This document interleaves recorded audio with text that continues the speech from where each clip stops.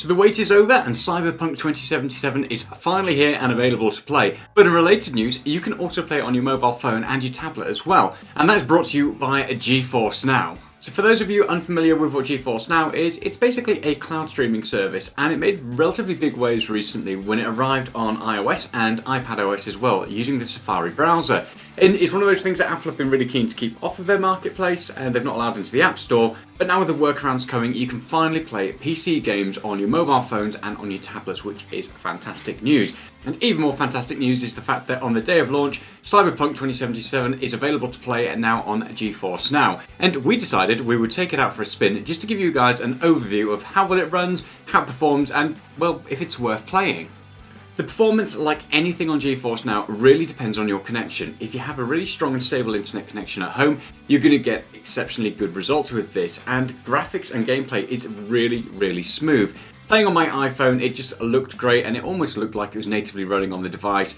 Things were snappy, it was responsive, and it worked really well with my Xbox One controller. Moving across onto my iPad, things were much better obviously because of the 12.9-inch display, so things were easier to see, and just kind of taking it all in, it was just a really good experience.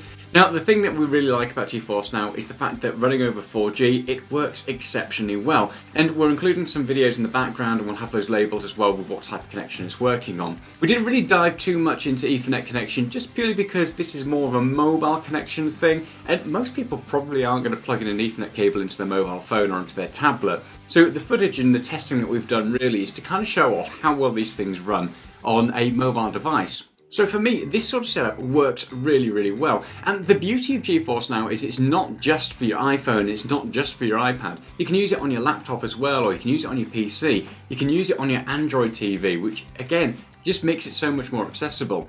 It's the kind of thing that's almost perfect for all you PC gamers out there who are waiting for a new GPU to, finally become available, but you just can't get your hands on it. With this, you can bridge the gap whilst you wait and use GeForce NOW. And one of the great things about it is it offers a free tier, which allows you to play for up to an hour, but you do have queue times. And since the launch on iOS, there are some monumental queue times. It was one of those things that it never really had any beforehand, but now you can be waiting 40-45 minutes, and currently it just took me forever to actually get into the game. I was constantly stuck on a less than 1 minute waiting screen, and that would last up to 30 minutes, and it was just really hard to access it, so that's worth bearing in mind. £5 per month, you can upgrade to the next tier, which gives you up to 4 hours of play sessions. You get to skip the queues, and you'll also get ray tracing enabled with this. Depending on how much you're actually going to use the service, that might be worthwhile to quite a few of you out there, and especially if you are bridging the gap whilst you're waiting for new GPUs to come out, or if you just want to be able to play some PC games on your mobile phone or on your tablet. I'm a massive fan of the service, and I have been since they've been trialling it years and years ago, and it seems to be getting stronger and stronger, and the fact that it's launching with big games like this is pretty impressive. Now, a lot of people out there might be sitting there going, well, you can get something like Stadia, and you can just buy the game on that and stream it, and then you don't have any sort of wait times, you can play in up to 4K resolution, so there are some advantages of that.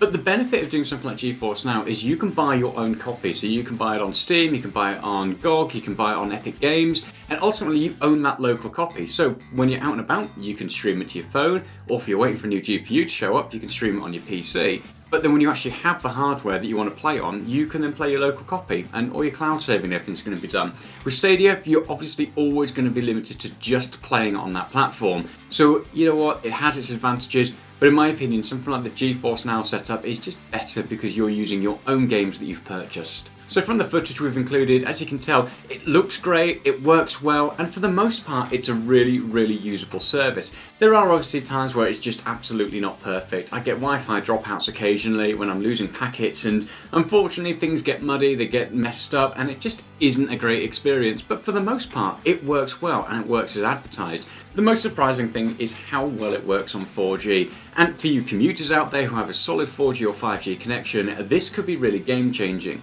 You could start picking up the game on your PC, having a real good playthrough, and then just some of the side quests and everything you've got to go off and do, or the exploration side of it, you could do that on your phone while you're on your way to work or on your lunch break.